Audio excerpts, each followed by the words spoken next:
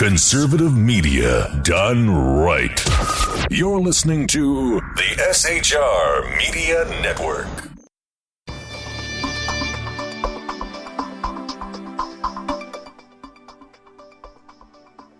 I'm Jason Miller. Tonight on the Evan Miller Report, breaking news out of Kabul tonight where gunmen have stormed a guest house.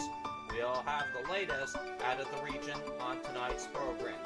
Also tonight, the Iraqi military starts an operation to drive the likes of Danish from Anbar province. In Libya, their prime minister escapes an assassination attempt. We got the latest on how he survived that attack. The brother of a UK military sub-worker is told one UK news organization that he was thinking of the country's safety. We got that in our UK news brief, as well as Northern Ireland's reform bill on welfare fails to pass tonight. I'm Jason Miller. You're listening to the Evan Miller Report. Also on tonight's program, U.S. courts in the U.S. hold back on President Obama's immigration actions. And also on tonight's program, the IRS says thieves have stole some of your info from at least 100,000 people. We have all those stories and more. Plus, Corey Evan on a big news for Southern California baseball fans, as Dodger fans may get to see Dodger games if they're a Charter cable customer. Corey. Apparently, since Comcast couldn't have Time Warner, Charter has claimed them, and thus more Dodger fans can play ball! I have the latest on the floods in Texas and Oklahoma. At least 14 are now confirmed dead. We have a lot of stories dealing with what's happening to children today. You'll get to hear every very shocking detail. IKEA is being sued for a dresser falling on a customer. That's unboring. And it seems B.B. King may have been poisoned before he died. You'll hear about all that on today's Evan Miller Report, your conservative news source, starting now.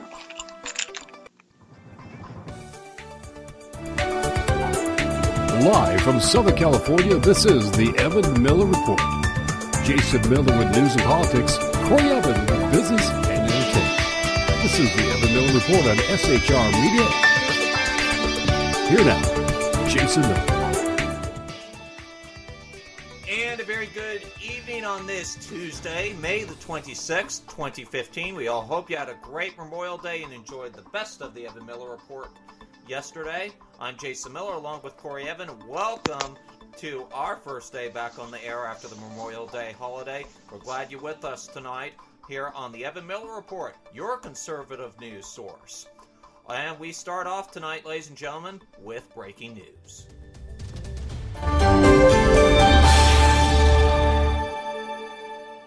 Gunmen have stormed a guest house in a diplomatic area of the Afghan capital, Kabul. This is our top story on tonight's Evan Miller Report. At least a dozen explosions were heard in 1 hour in the Wazir Abdur Khan district. That is the home to several embassies and government buildings in the Kabul area. Afghan's Interior Ministry have told BBC News 24 that a guest house in the district was the target. Gunfire and explosions continue to be reported several hours after the attack began. No group has said it carried out the attack as of yet, and it is not clear whether any casualties have suffered. We'll keep you up to date on the latest on this developing story out of Kabul, Afghanistan, as details become available here at the Evan Miller Report. Other news we are following here on the program tonight: pro-government forces in Iraq have formally launched an operation to drive Islamic State or Daesh out of the Anbar province. The announcement was made by a spokesman for the Popular Mobilization, also known as Al-Hasid al-Shabaab, a force comprising dozens of Shia militias. He said the operation would see government troops and militiamen move southwards from Sahudin province and seek to cut off ISIS or Daesh militants in Ramadi. The provincial capital fell to Daesh this month after Iraqi's army withdrew from the region. Since then, government forces have been massing for a counterattack in the western province, and they say they have regained some ground east of Ramadi in the past few days. To Libya now, where their Prime Minister Abdul Al-Thani says he has survived an assassination attempt by gunmen who attacked his car in the city of Tobruk. He said, quote, "Thank God we managed to escape," he told TV news channel Al Arabiya after bullets hit his car as it left a parliament session in the city. A government spokesman said the Prime Minister escaped unharmed, but one of his bodyguards was wounded. Libya has been in turmoil since Muammar Gaddafi was ousted from power back in 2011. Our UK news brief now. The brother of a Royal Navy whistleblower has told London's ITV News he is proud that his brother went public with his concerns about the Trident missile program. Former engineering technician submariner William McNeely is currently under investigation and could face a court-martial in the UK after going absent without leave following a blog post in which he claimed the nuclear scheme was a disaster waiting to happen. The 25-year-old claimed there were fire risk and leaks on board and that alleged that security checks were rarely carried out on personnel and contractors working on the submarines when they are docked at Fastlane in Scotland. To Northern Ireland now, where Northern Ireland's controversial welfare reform bill has failed to pass at Stormont. The nationalist Sinn Féin and SDLP party made a petition of concern, a blocking mechanism that meant it did not get the required cross-community support. Alliance Party leader David Ford said it meant that the short-term institutions were in a very dangerous position. The DUP party now wants the government to take back welfare powers, but Sinn Féin said such a move would be unacceptable. A majority of 58 assembly members vote in favor and 39 vote against the bill to make changes to the benefits that have been introduced in the rest of the UK. There were several mitigation schemes in the bill that would have lessened its impact. The UK will not be part of any EU plan to relocate thousands of African migrants who have arrived in Italy and Greece. This coming from the International Development Secretary in the UK, who has spoken to the BBC. Justine Greening said the government will not accept any mandatory quotas.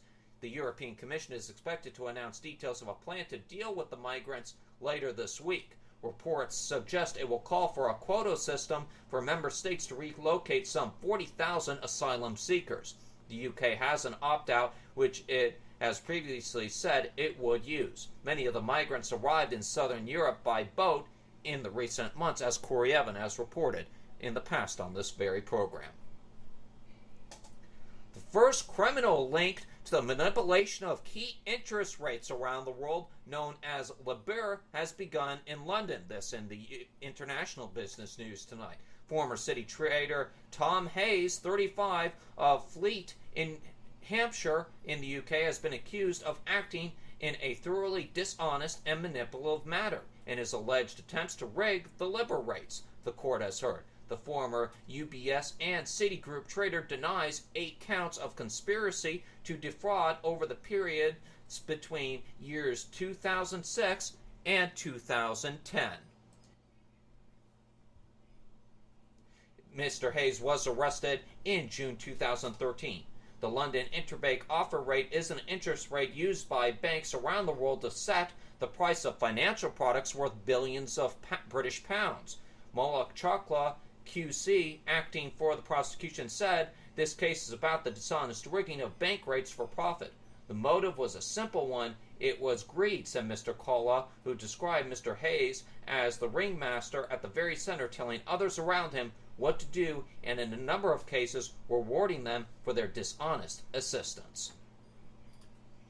And it's not often we report about the mafia on this program, but one Italian organized crime boss convicted for more than 20 murders has been caught in Brazil after 31 years on the run. Pascal Scotti, a leading member of the Cameroon Naples-based mafia-style crime gang, escaped from an Italian hospital back in the year 1984. He was found in the Brazilian city of Recife, and police said his fingerprints confirm his identity. He is now expected to be extradited to Italy in the next few days. Scotti has evaded police since escaping from the hospital where he was being treated after a shootout with police. Scotty, who is now convicted for extortion, murder, and firearms offenses committed between 1980 and 1983. In his absence, he received a life sentence and a warrant for his arrest, which was issued in Italy back in the year 1991. However, according to many reports based on evidence given by former Cameroon associate of Scotty, said he had died soon after his escape in 1984. According to Italy's Interior Ministry, Scotty was arrested in Recife in Brazil in an operation that brought down together officers from Naples police, Italian anti-mafia officers, Brazilian police, and Interpol. Reports in Brazil said Scotty, who's now 56, was held while driving his two children, aged 12 and 15, to school. He was reportedly using Francisco di Bazzanti, owned a food import company and was a partner in a nightclub. Brazilian police said Scotty had a fake identification, was even registered to vote in Brazil. So a very interesting story out of Brazil tonight. I'm sure that is going to top the headlines, at least in Brazil and Italy, for the next 24 to 48 hours. Now we'll send it over to Corey Evan. He has some more of the international news today. Oh, yes, and wait till you hear about what happened to one patient in New Jersey. This coming to us from USA Today. And it has something to do with Ebola, but not exactly Ebola. A man has died in New Jersey of Lassa fever, a disease similar to Ebola, after traveling in Liberia, according to the Centers for Disease Control and Prevention. Health officials say the risk to the public is extremely low because Lassa fever doesn't spread easily. The death rate for Lassa 70% mortality rate seen in Ebola patients, the CDC.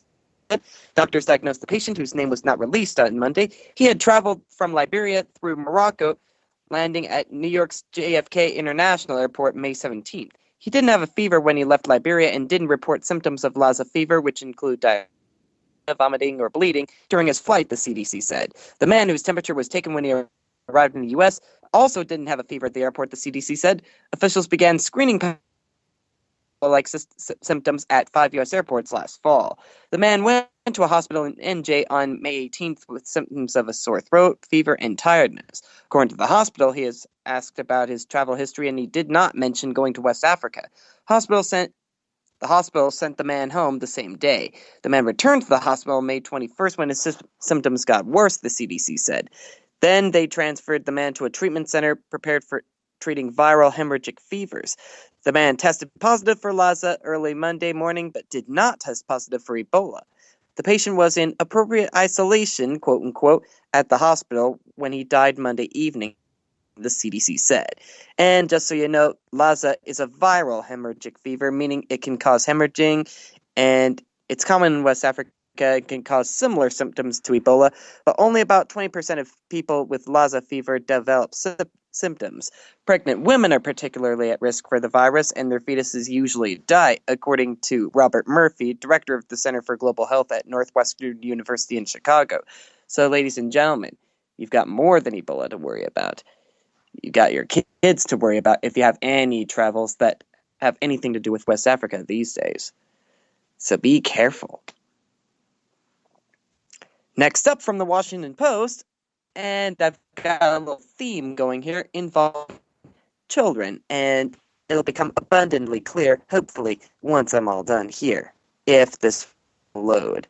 There we go. Thank you very much. There were 139 suspected graves this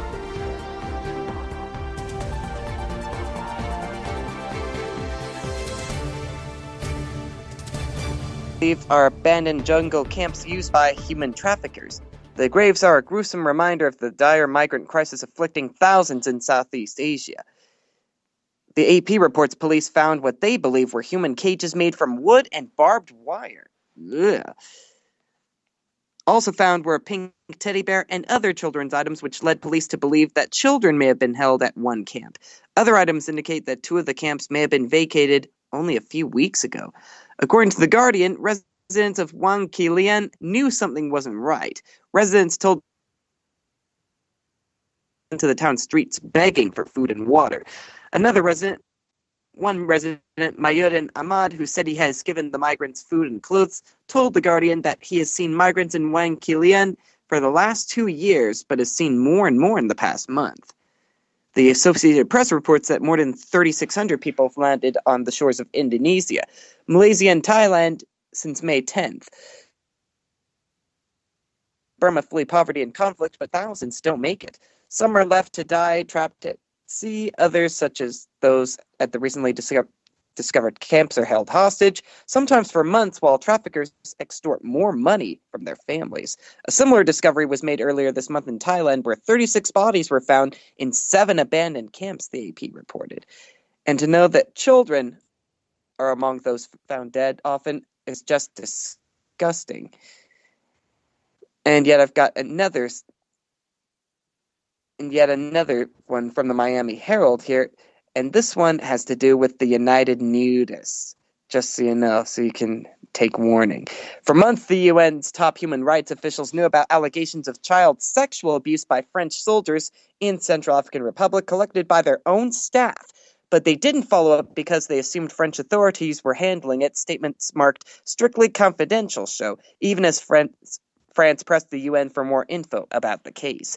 In a signed statement obtained by the AP, the Deputy High Commissioner for Human Rights also says that her colleague, who first informed French authorities last July, did it because he didn't think the recently created UN peacekeeping mission in Central African Republic would act on the allegations. A year after the UN first heard allegations from children as young as 9 that French soldiers had sexually abused them, sometimes in exchange for food, it seems that the only person who has been punished is the UN staffer who told French authorities. Ugh, man, way to shoot the messenger on that one. The Flavia Panzieri says she was distracted from the case by other issues, including budget cuts, from last fall until early March when her boss, the High Commissioner, brought up the case. The UN finally handed over written answers on April 29th, the Paris prosecutor's office said, the same day that The Guardian newspaper first made the French and UN inquiries public. French soldiers have been tasked with protecting civilians in CAR from vicious violence between Christians and Muslims. Thousands of scared people had crammed into a camp for displaced people in the capital Bangui.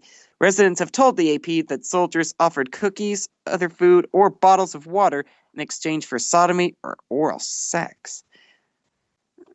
Which Jay is obviously disgusted at. Am I right? Yeah, very disgusted. It's horrible.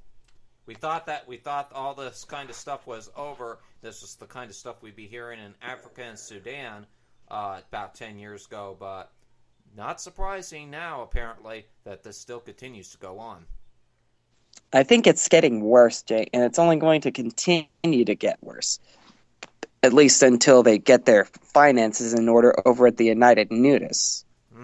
Well, it's time for a reality check over at the United Nudists as far as I'm concerned. All right, what else you got in U.S. news tonight? Yes, in the U.S. news, this first story coming to us from CBS News also involves a kid.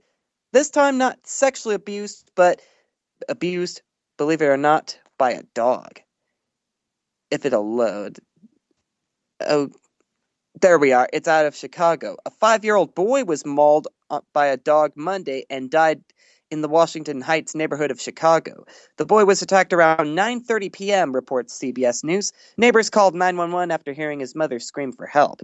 The Cook County Medical Examiner's Office identified the boy as James Nevels III. Witnesses said the attack started inside a home, and the boy's mother was able to drag the dog and her son outside and began asking neighbors to help her get the dog off her son. Neighbors used sticks and rocks to try and beat away the dog and tried to free the boy from its jaws, but the boy was lifeless when the dog finally let him go. Witnesses described the dog as a pit bull and said they were able to kill it at the scene. Police said the dog was found dead at the scene when officers arrived, and police have not confirmed the dog's breed. The boy was taken to Advocate Christ Medical Center in Oak Lawn, where he was pronounced dead. Police were conducting a death investigation, but no charges had been filed as of this morning. Very sad to know that this sort of thing could happen. And I say, irregardless of the breed of the dog, I think that dogs only become mean when they're bred to be mean. But that's just me. And I've got another one from CBS News. This time, it has to do with that free-range parenting story I've been covering, Jay. The child neglect charges against the Mateeves, a.k.a. the free-range parents, have been ruled out, according to the family's lawyer. Matthew Dowd, the attorney representing the family, says they were notified that charges of child neglect have been ruled out in one of the investigations against the Miteeves. CPS of Montgomery County changed its initial decision from unsubstantiated neglect to ruled out in an investigation stemming from the December 20th incident in which their 10-year-old son and 6-year-old daughter were returning home from a local park but were detained by police. According to Dowd, a CPS employee on the same day threatened to immediately remove the children from their home unless their father, Alexander Miteev, safety plan. Define safety. The Miteev said they are pleased with the new decision, but are concerned that CPS's policy leaves a cloud over their family and others. The December incident was the second time CPS investigated the Miteeves for allowing their children to walk in their neighborhood by themselves. The first investigation was prompted in October 2014 when the children were playing together in the park. Then in April, CPS instituted a third investigation after the children were seized by the police when walking home 3 blocks from their house and detained for several hours before being returned to their parents. The third CPS investigation is still ongoing, according to Dowd. Holy cow. It just shows to tell you, Corey Evan, how bad the government is with our kids. I wouldn't trust the CPS with our children. It's just remarkable how dangerous the CPS has actually came. They're supposed to be protecting children, and now they harm our children by taking them away from simple things for kids walking home from school. It's ridiculous. Yeah, that's fine. I would let my kids walk home by themselves. I'd get to know the neighbors, probably, just to make sure that they're not causing any ruckus or anything, or getting into a situation where they'd be kidnapped. But other than that, it's fine.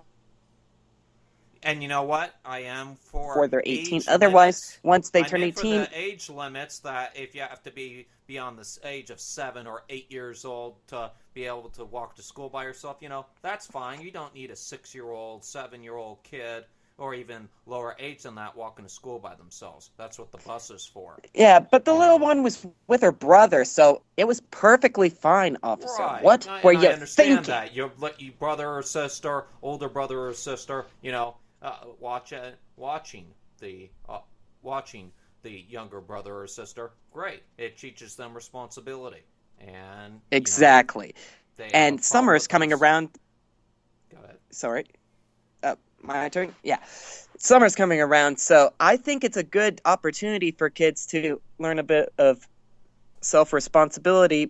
And parents, go ahead, let your kids walk to the park and just make them promise to be home by a certain time, usually by dinner time, whatever your dinner time is. And if you don't have a regular dinner time, make one. That's my suggestion. Certainly right. All right, folks, we got to take a break here at this time. But when we return on tonight's program, we have the latest news from D.C. tonight, including the Obama administration getting slapped back by the courts regarding his immigration actions. Also on tonight's program, President Obama is urging the Senate to renew the phone records program. We'll have the latest out of D.C. on this Tuesday, May the 26th. Plus, Corey Evan has what's coming up in the business news. I've got Greece saying that they've got an ATM levy tax no longer being discussed as they approach an upcoming potential default. Ugh. That, and as you're probably going to be able to watch Dodger baseball, charter fans, you'll also be able to finally get more fast food that has artificial ingredients in it. That's all coming up in business. And in law, is dealing with a family who says one of their dressers fell on their kid and killed him. And in entertainment, we investigate an allegation of poisoning in the death of B.B. King. You're listening to SHR Media. This is the Evan Report. I'm Corey Evan. Take 2 minutes, go get a cookie, and come on back.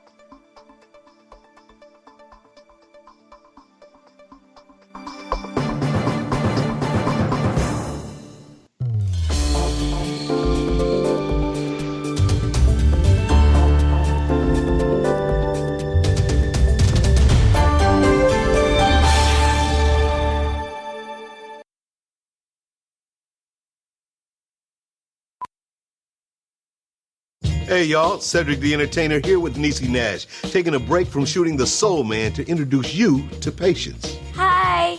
Patience is a patient at St. Jude Children's Research Hospital. Families never receive a bill from St. Jude for anything because all a family should worry about is helping their child live. St. Jude won't give up until they end childhood cancer, sickle cell, and other deadly diseases. Because of you, there is St. Jude. Learn more at stjude.org. Radio.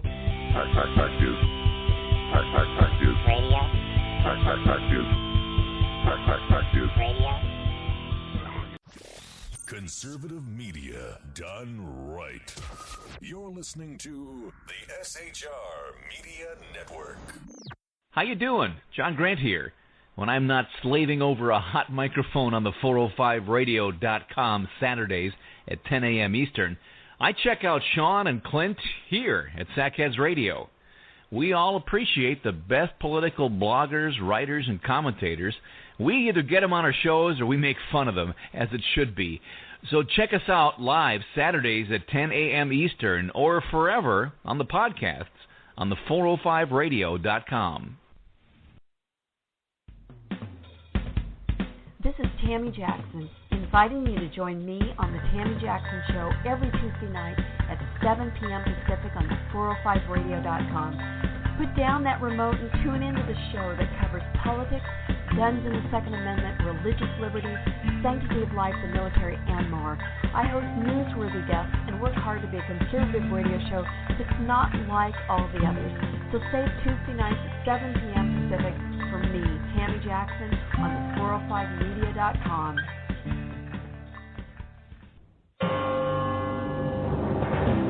Hello, I'm Paul, a student at Hillsdale College. Here is my professor, Dr. Larry Arnn, on the separation of church and state. America's founders believed in the separation of church and state, in that the country was not to have an official religion or an official sect. But that did not mean that government was to be hostile to religion, or even indifferent to religion, as many today argue. In fact, America's founding document, the Declaration of Independence, includes both a reference to God as the author of the laws of nature and a confident assertion that human beings are endowed by their Creator with certain inalienable rights. Far from being hostile or indifferent to religion, America's founders understood the theology of the Declaration to be an essential part of the education of citizens. This Constitution Minute was brought to you by Hillsdale College. To join the national conversation on the Constitution, go to constitutionminute.org.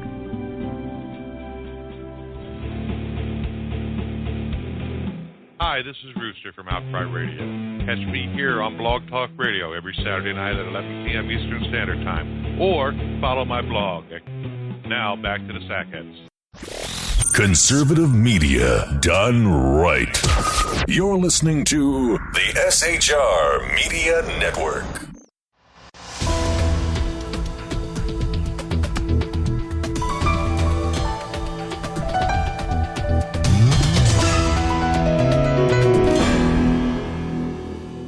A 4-year-old's Memorial Day visit to his U.S. Marine father's grave is tugging at heartstrings across the country. I'm Corey Evan. Welcome back to the Evan Miller Report.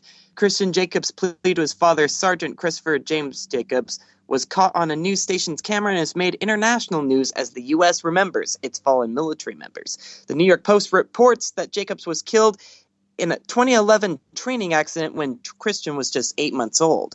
Yards from where the little boy lay on his father's grave, dressed in a miniature Marine uniform, President Obama honored those who died serving in the military by laying a wreath at the Tomb of the Unknowns. Obama thanked American military personnel and their families for sacrifices made from World War II through the war in Afghanistan, the Washington Post reports. Pardon me. And Obama's quoted as saying, "It's a debt we can never fully repay, but it is a debt we will never stop trying to fully repay." And while we're not personally fans of Obama actually saying that, at the same time, I bring that story up, ladies and gentlemen, as we've come off of Memorial Day. It's worth noting one story that is making waves across the world. And it is quite heartwarming to know that a young one believes that he'll be back with his father someday. I mean, we believe sort of the same thing where I go to church. I'd go into detail, but I don't want to preach to anyone. I don't want to force it on you. All right. Corey Evan, very touching story indeed. And now, ladies and gentlemen, it's time for the SHR closing bell. Not to rush it or anything, but we do have business to report, and I'm seeing a lot of red. The Dow is down 190 at 18,041. The NASDAQ following suit at 56 down at 50.32. And the S&P 500 lost 21 points at 21.04. Not a great day to come back from Memorial Day on, but I digress. Greece's finance ministry said today it was discussing with its EU and IMF creditors a banking transaction tax and a levy on ATM withdrawals, just hours after the finance minister has said such a proposal was on the table. The reason for the contradictory statements was not immediately clear. The ministry said that it disagreed with the measure because it failed to sufficiently discourage use of cash rather than credit for transactions. Earlier today, Finance Minister Yanis Varoufakis told reporters a fee on withdrawals from automated teller machines was being discussed as an incentive to use web-based banking and credit cards, although he said no decision had been made. He also said Athens is in talks with Swiss authorities on a plan to offer taxpayers with deposits abroad the chance to voluntarily declare them, pay taxes, and avoid stiffer sanctions. Under the so-called voluntary disclosure agreement, Greeks would, with previously unreported income, able to disclose it by paying a potential tax of 15%. He said,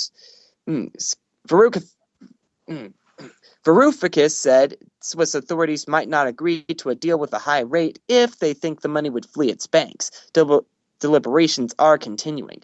Greece does not intend on having the money repatriated, but wants to tax it to relieve its cash squeeze. Savers with undeclared incomes deposited in Greek banks would have the same chance, but possibly face a higher 30% rate, the minister said.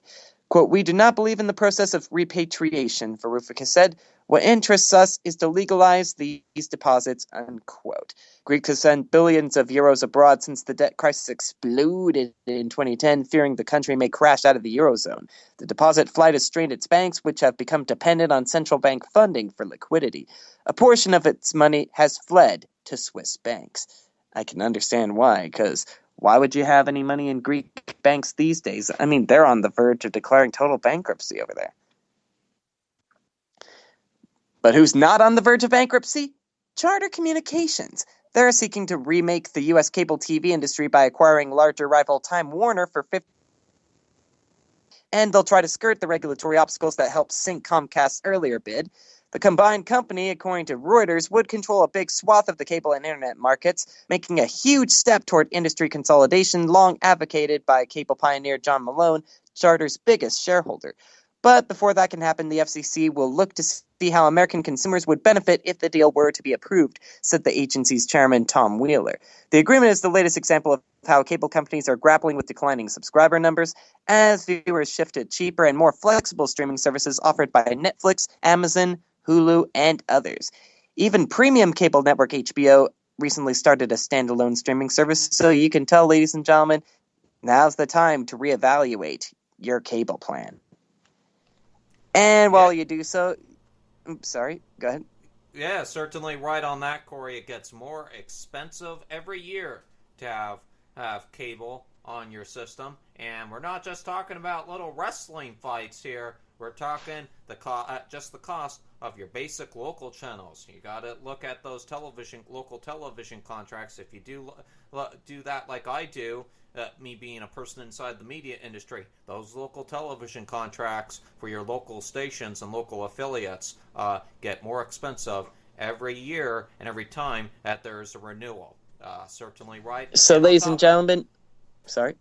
And on top of it, we have, of course, expensive sports contracts as well, and which is a big leader in this story, is because Charter Communications, if they do take over Time Warner Cable, a lot of those Charter customers will be able to possibly see Dodger baseball games within the next 3 weeks, which has been a thorn in Time Warner's side from the customers, which 70% of the Los Angeles metro area and LA County area do not get to see those Dodger games. So that's upsetting to him. But yeah, if this deal goes through, ladies and gentlemen, renegotiate your package with Charter/Time Warner. They should be able to get you a new deal since they've got more resources potentially. And you can probably enjoy a slice of pizza or a taco while you renegotiate your cable package. Because Pizza Hut is getting rid of artificial ingredients from its pizzas. That's according to Yum Brands. They say all artificial colors and flavors will be removed from the pizzas by the end of July. Taco Bell will also follow suit by removing artificial color and flavor and also trans fats by the end of this year. Our friend Sacco Taco from SHR is going to love that news. There's Sacco. You want a fresh taco? Go to Taco Bell because you got the real pepper, not that fake stuff you get at the other taco places. That's for you, Jack in the Box. Get the Jack in the Box and put the right stuff in the food. Oh, man. When you are hot, you are hot. And today is one of those days you're on fire. But yeah, separately, baby formula brand Similac is rolling out a new product that will cut out GM ingredients as well. So a lot of healthier options coming to the table. Not that fast food is all that healthy, but at least along, and it'll help their pocketbooks, at least in theory.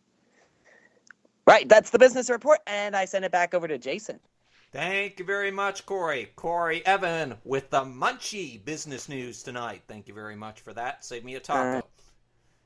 A U.S. court has backed a temporary hold on President Obama's plans to shield almost 5 million illegals from deportation. The hold was imposed after 26 states lodged a legal challenge against the executive action, alleging it was unconstitutional. An appeals court has now denied a government request to overturn it. The White House said the action was an essential fix to a broken immigration system.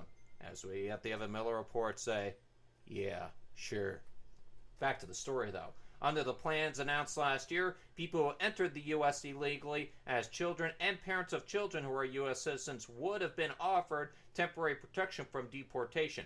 Aside from arguing President Obama acted outside his authority, the states say the move forces them to invest more in law enforcement, health care, and education spending in their states. The Fifth U.S. Circuit Court of Appeals ruling keeps the plans on hold while the state's legal challenge continues to proceed.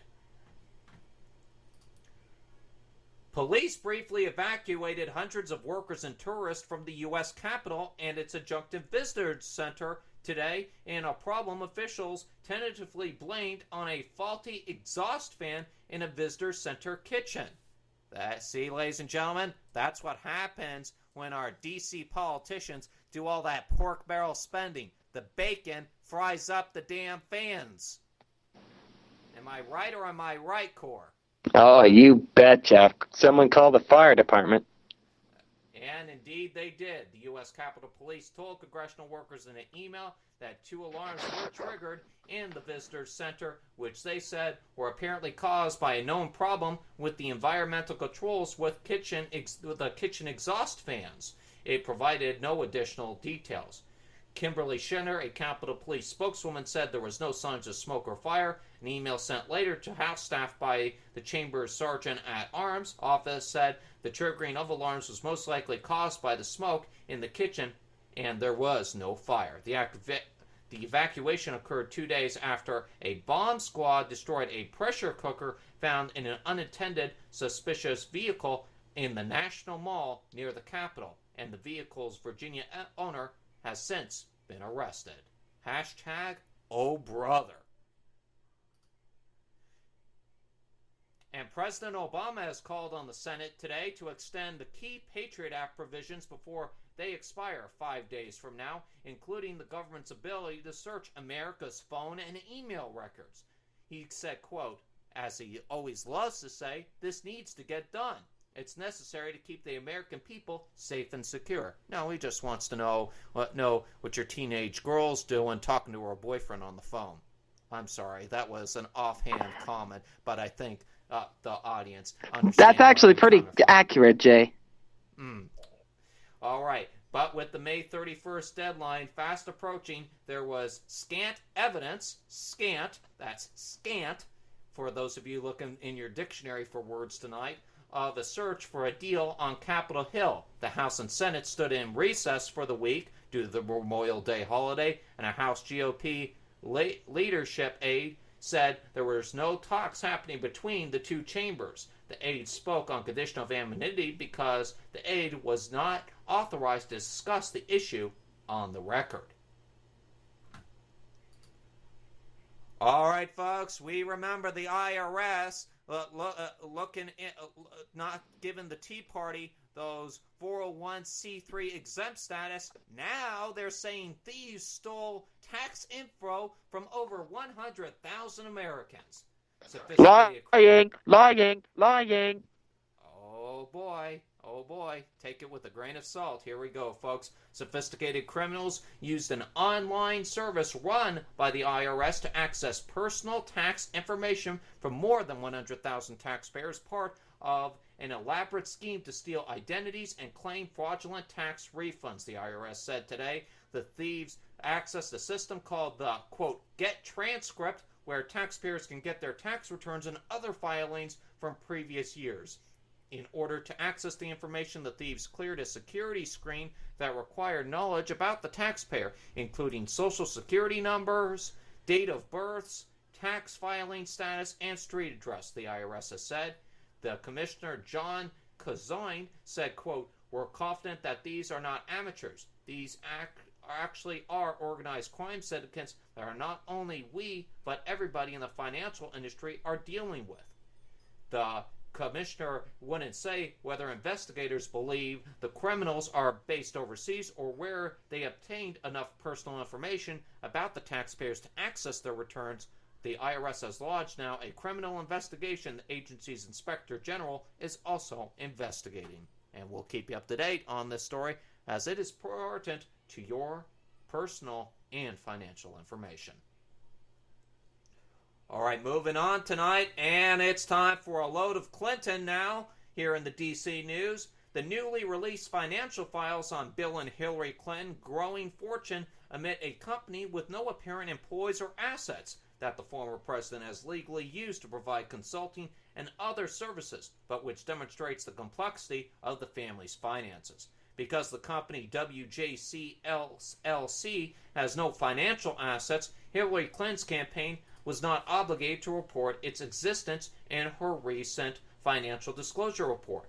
Officials with Bill Clinton's private office and the Clinton campaign said they were responding to questions by the AP, which reviewed corporate documents. The officials who spoke on condition of anonymity because they were not authorized to provide private details of the former president's finances on the record said the entity was a pass-through company designed to channel payments to the former president. Where does this not sound illegal to me, ladies and gentlemen? But back to the story. Under federal ethics disclosure rules, declared candidates do not have to report assets worth less than $1,000. But the company's existent documents the complexity of tracking the Clintons' finances to Hillary Clinton is ramping up her current presidential campaign, and we'll keep you up to date on the latest on her illegal campaign contributions or donations that she may be receiving through those accounts, ladies and gentlemen. At least that is this newsman's opinion. And finally, the Supreme Court has agreed today to hear an important case about whether states must count only those who are eligible to vote, rather than the total population who are drawing electoral districts for their legislators. The case from the state of Texas could be significant for states with large immigrant populations, including Latinos who are children or not citizens. The state bases its electoral districts on account of total population, including non-citizens and those who aren't old enough to vote. But those challenging the system argue that it violates the constitutional requirement of one person, one vote. They claim that taking account of total population can lead to vast differences in the number of voters in particular districts, along with the corresponding differences in the power of those voters. A ruling for the challengers would shift more power to rural areas and away from the urban districts where there are large populations and immigrants who are not eligible to vote because they are children or not citizens. Latinos have been the fast-growing segment of the state of Texas population, and Latino children as well. in particular. But they have outpaced those of other groups according to new census data. All right, folks. Due to us running short on time tonight, we're not going to be doing global socialism tonight, but go to our Facebook page later on tonight, and we have the story of a father of 3 in the UK who has decided to commit assisted suicide in Switzerland. That's tonight's global socialism story of the night, going to be up on our Facebook page, facebook.com/The Evan Miller Report. And on that note, ladies and gentlemen, it is time for tonight's Lawsuits Across America. And now it's time for Lawsuits Across America. The cases are real. All rise for the Honorable Corey Evans. Thank you as always, ladies and gentlemen. Please be seated and come to order. Lawsuits Across America for this Tuesday are now in session. It's good to be back. A Westchester woman in Pennsylvania, according to Philly.com, whose toddler died after an IKEA dresser fell on him, has sued the Scandinavian chain for wrongful death and negligence. Curran Kolas, age 2, died February 25th of last year after he climbed the 136-pound Malm chest and it tipped over, pinning him against his bed, according to the product's liability complaint filed last Thursday in Philadelphia Common Pleas Court. Jacqueline Kolas discovered her son when she went in his bedroom to get him breakfast, according to the lawsuit. He died later that day at Paoli Hospital. A coroner ruled his cause of death was compression of the chest. The dresser, which Jacqueline Kolas and husband Jacob bought at IKEA's Konshauppel, came without hardware to secure it to the wall, nor warnings or instructions to do so, the lawsuit charges. Curran's death drove his mother into action. The website heavenhasahero.com after her son died, and still regularly posts on a memorial Facebook page celebrating her son's short life and urging to protect their children. Essentially, she wants people to learn from her mistakes, bolt everything down, dressers, books, shelves. Actually, not bad advice. You might, at least on one side or another of a chest of drawers, bolt it to the wall, just in case, so your kids don't climb on it and have it tip over. Especially in Earthquake, California, Corey, where earthquakes bound to happen every month. Yeah, so good idea. Bolt those things down, because even though you can teach your kids not to climb them over time, essentially, when they're that little, they will. Next up, out of NJ.com, the head men's lacrosse coach for Stockton University has filed a sex discrimination suit cut after he complained that he was being paid less than the women's team coach. Kevin Zuloff says his $14,000 a year salary for the part-time post is a fraction of the $49,500 that Kim Williams, his counterpart for the women's team, made after she was hired full-time in 2013, the lawsuit claims. Is he claiming reverse sexism? Yeah, I know, right? You don't hear that very often these days. No, this is an exclusive. Yeah, get your popcorn. After Zuloff complained to athletic director Lonnie Folks about his pay and part-time status, the university took away 2 other part-time duties he used to supplement his lacrosse salary, the lawsuit claims. Zuloff was a star for Boonton High School before playing for Wagner College on Staten Island. He wrapped up his playing career at Division III Stockton in 2007. He was hired as an assistant coach for the Stockton's men's lacrosse team in 2007 and took over the top job 2 years later at a part-time salary of $11,000, the lawsuit adds. Last month, he was named Skyline Conference Coach of the Year after he led the Ospreys to a 12-4 record in his 6th season. He supplemented his income by working as a ticket manager for sporting events and hosting open houses for athletic department recruits. Duties, he says, were taken away after he went to folks with his concerns, the lawsuit adds. Oh, man. Talk about your extensive complaint sheet. This is going to be interesting to see where it goes in the East Coast courts. And as soon as we get details on that, we will bring them to you. And I've got a lawsuit regarding immigration status, according to ABC News. I'm sure it has something to do with Eagles along the way, but let's look at it. From ABC News, a new lawsuit alleges federal immigration officials routinely delay issuing employment authorization documents to eligible immigrants and fail to issue interim documents, thwarting their ability to work legally.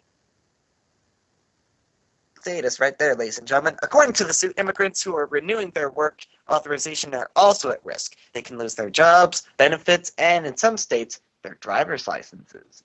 Yeah. As a result, immigrants can't support themselves and their families while their immigration applications are pending. The suit was filed Friday in U.S. District Court in Seattle. It seeks class action status. Work permits are typically issued to people either eligible for asylum, green cards, or other types of visas and immigration statuses. Yeah, I know, this is causing me to have the hiccups just hearing about how they just... immigration office, and they're trying to do things legally. Now I see what's motivating some folks to just go around the step and just come in illegally. Or is it Ellis Island? Or did they even bother with any of that anymore? I know. Ellis Island was the original place where people came into this country. Not so much anymore. They more use it for a historical monument now these days. Yeah, and maintenance on that is probably costing us a lot of money, just as illegals are costing us. Certainly right. And gentlemen, and on that note, I declare today's lawsuits across America case dismissed. All right, that's Corey Evan. He has tonight's lawsuits across America. Thank you very much for that. And now, ladies and gentlemen, it's time for entertainment tonight. And Corey, little did I know the death of B.B. King would start so much controversy. Now his daughters are claiming that he was poisoned. Tell us more. Yes, the Daily Caller tells me that B.B. King died in mid-May at age 89 to a series of mini-strokes attributed to his type 2 diabetes, but his daughters are alleging that the blues singer's manager, his business manager, murdered their father. Patty King and Karen Williams made the allegations in identical affidavits filed over the holiday weekend that Laverne Toney poisoned King. The two alleged that Toney gave King medication to induce diabetic shock and kept all family members away from him in the days leading up to his death. Earlier in 2015, the two daughters accused Toney of elder abuse and neglect, but the case was thrown out of court because there wasn't sufficient evidence. Toney is named in King's will as executor of his estate, and the attorney for the estate, Brent Bryson, called the daughters' claims ridiculous.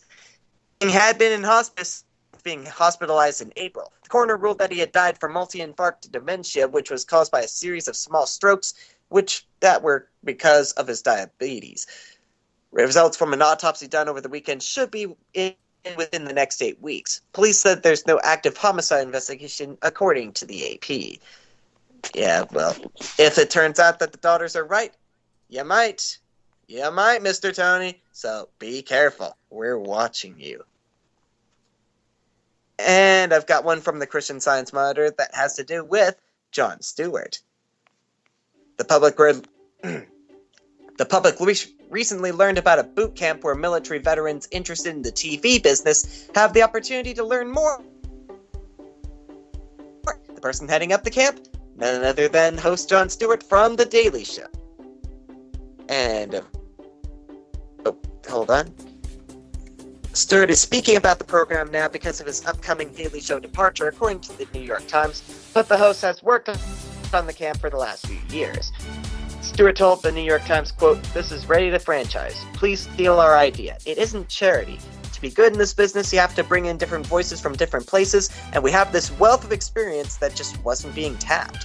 Veteran Nathan Whitmer, who took part in the camp and has since had jobs at Fox News and The Daily Show, said of the experience in an interview with the New York Times, "It was actually inspirational. We hear thank you for your service all the time, but here was concrete action, people working to really make a difference, and it changed lives. I'm proof of that," unquote.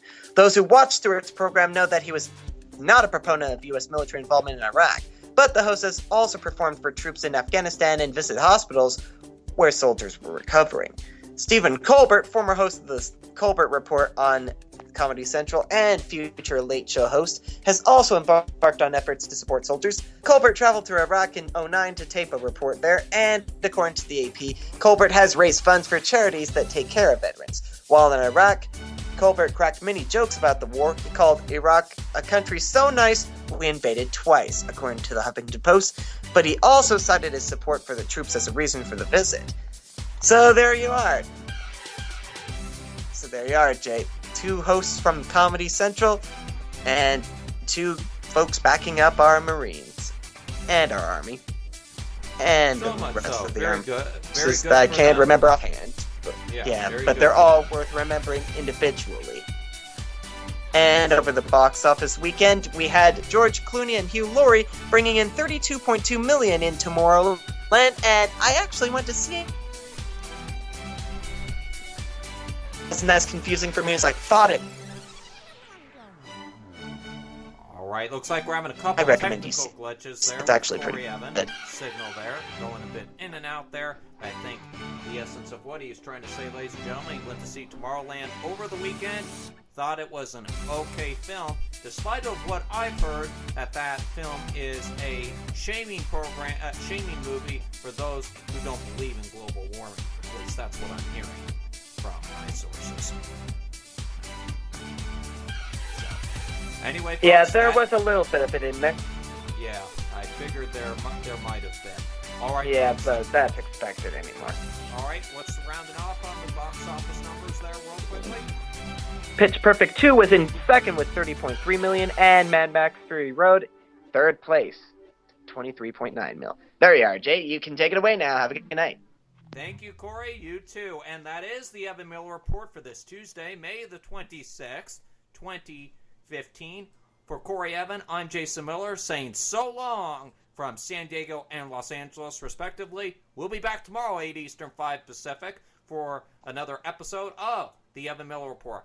Now, here's the weather now with Darren Bennett from the BBC Met Office with tonight's forecast. Darren, a big night over in the Texas area, correct?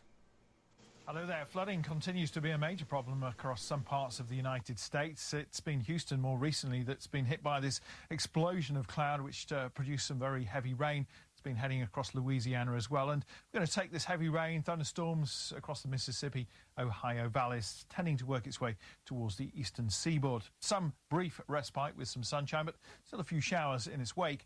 There'll be quite a few showers again heading down across the Rockies, some of those with some thunderstorms in there as well. That's the bigger picture on Wednesday. Let's take a closer look, though, on Wednesday across the Pacific Northwest, first of all. And around many coastal areas, it's still dry. It's inland over the Rockies, across to Alberta that we'll see some heavy showers, down into Colorado as well. Most of California, again, dry and sunny into New Mexico and Arizona. And we've got some very high temperatures along the eastern seaboard ahead of this rain, which will be arriving later in the day probably. Some heavy rain, some thunderstorms in there as well, particularly in the south as you head down towards the Florida Panhandle. A lot of rain in a short space of time may lead again to some flash flooding. Let's look ahead, though, to Thursday and Friday. We get the wetter weather in New York, and it stays quite wet for a while in Montreal before the drier weather then returns by the end of the week. A lot of dry weather, though, across more coastal areas in the west. Some sunshine, too, but some showers in the Rockies.